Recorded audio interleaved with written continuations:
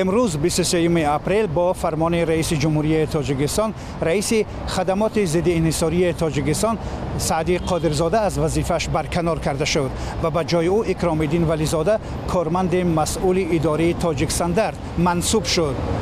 اکرام الدین ولیزاده اصلا مسئول بخش حمایت از حقوق‌های استعمال کنندگان در اداره تاجیکستاندرد فعالیت داشت.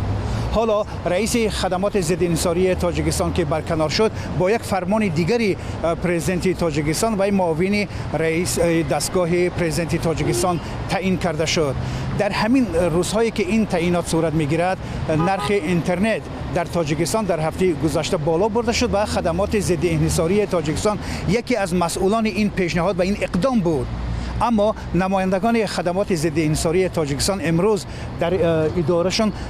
هنگام صحبت به ما گفتند که این تغییرات کدری هیچ ارتباطی به مسئله بالا رفتن قیمت اینترنت در تاجیکستان نبوده است و یک تغییرات معمولی است، چون که گفته می شود که بعد از همین فرمانی که رئیس خدمات ضد انحصار برکنار کرده شد دفعتاً با فرمان دیگری رئیس جمهوری تاجیکستان و به وظیفه دیگری مسئول کشور یعنی که معاون سردار